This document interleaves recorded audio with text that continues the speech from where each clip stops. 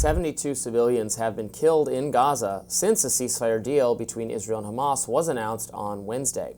And Israeli Prime Minister Benjamin Netanyahu did pump the brakes on Thursday, saying, quote, a last-minute crisis with Hamas is holding up this deal. That is despite this from U.S. President Joe Biden on Wednesday. Let's listen.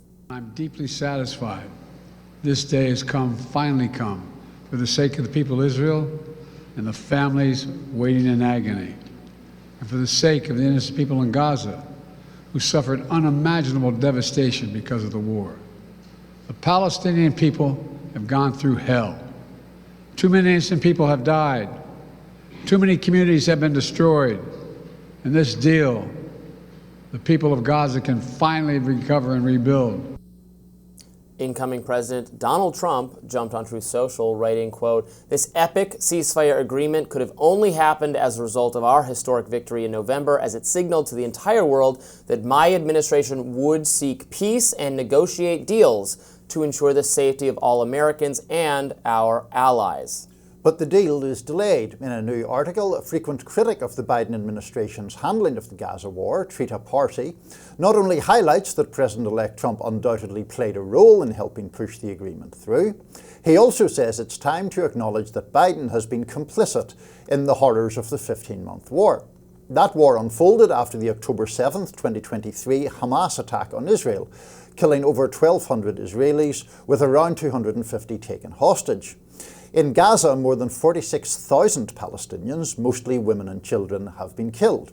There's barely anything left standing there. Joining us now to discuss what the next steps might be is Trita Parsi, the Executive Vice President of the Quincy Institute for Responsible Statecraft. Welcome, Trita.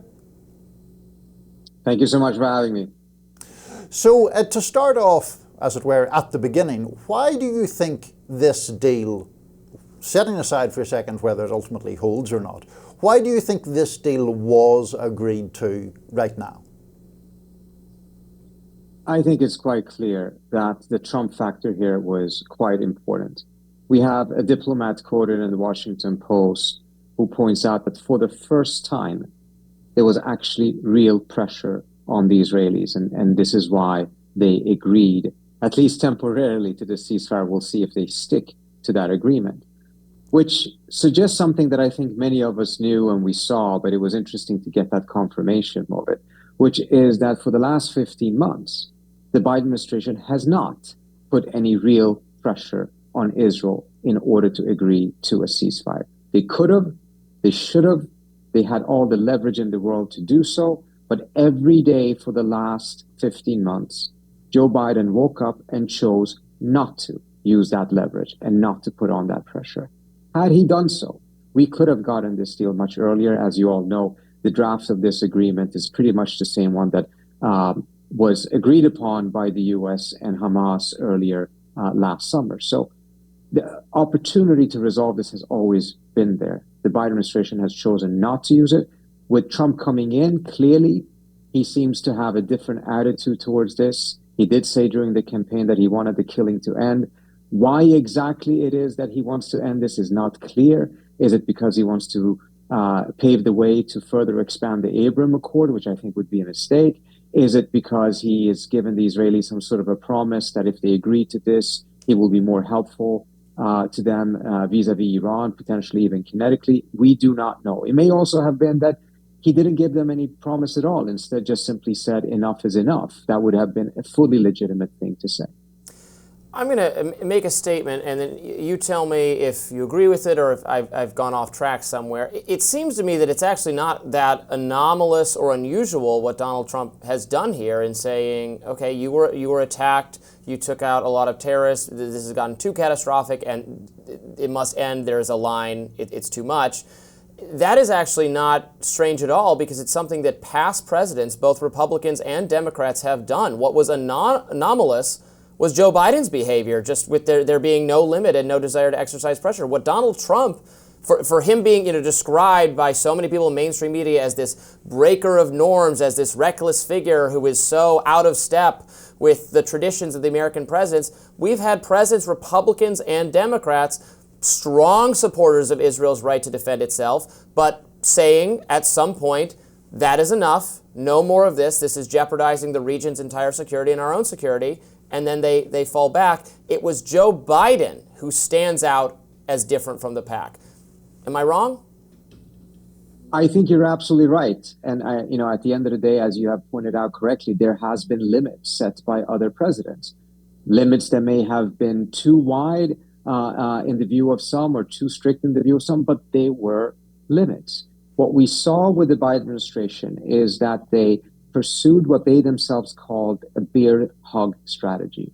The idea that if you just give everything the Israelis want, you defend them at every point internationally, you veto every resolution at the UN that calls for them to stop the fighting, you give them whatever weapon system they want with no restriction.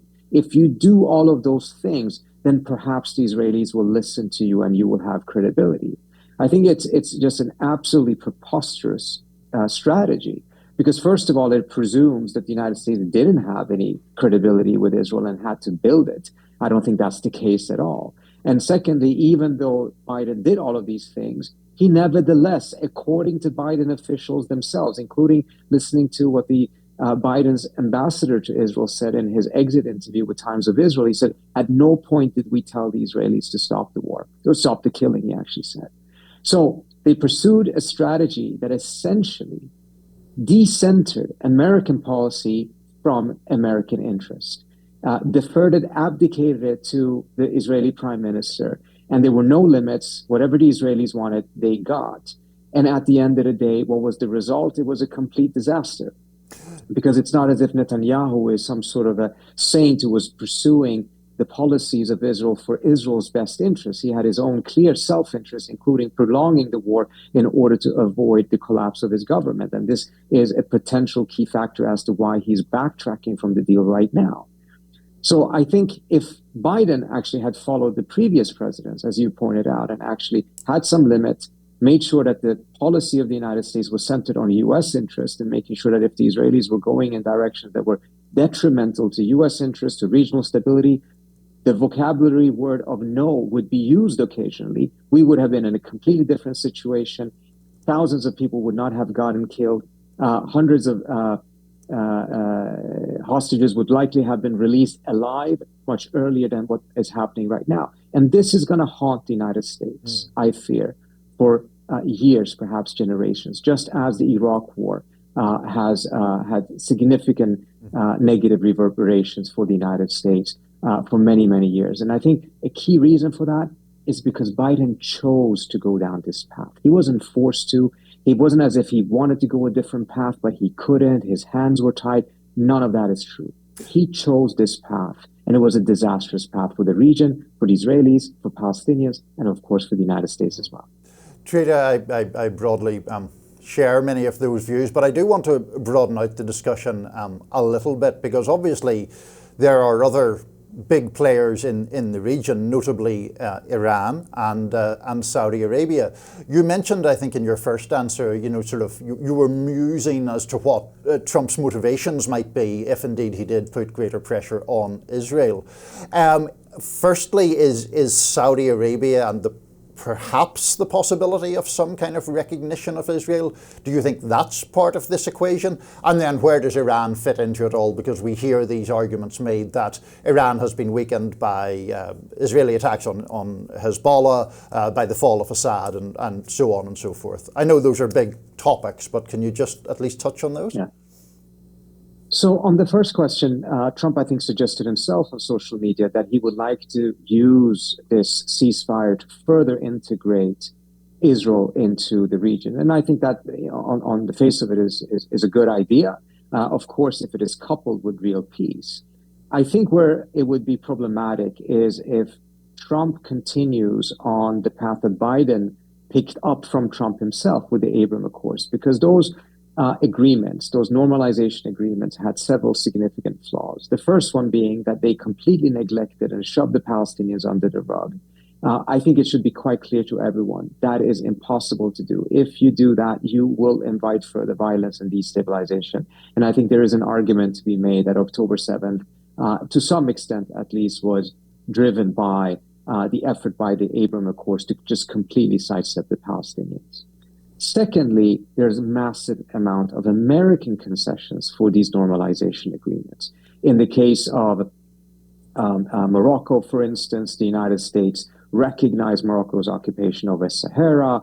You had Sudan taking off the terrorist list. The UAE got a bunch of weapons, and you know all of this in order for them to agree to normalize relations with Israel. In the case of Saudi Arabia, the Biden administration has pursued security guarantees to Saudi Arabia, meaning that the United States would send its women and men off to kill and die for the Saudi royal family and the dictatorship there. Given the fact that a principle that Trump seems to have been quite close to is the idea that the United States should actually reduce its military engagement in the region and have less entanglements in the Middle East. If Trump were to go forward with an Abrams Accord that actually involves a security guarantee to Saudi Arabia, it would actually increase America's military commitment, entanglement in the region beyond any point in U.S. history. So I think that would be a huge mistake. If Saudi Arabia and Israel wants to normalize relations, that's great. Let them have them normalize it. Why does the United States have to give concessions for that to happen if this is something that both of these countries wants to do? And certainly, why should the United States commit U.S. troops for the security of either one of these states for them to be able to normalize? Trita Parsi, thank you so much for joining us to break that down. We really appreciate it. Appreciate it. Thank you so much.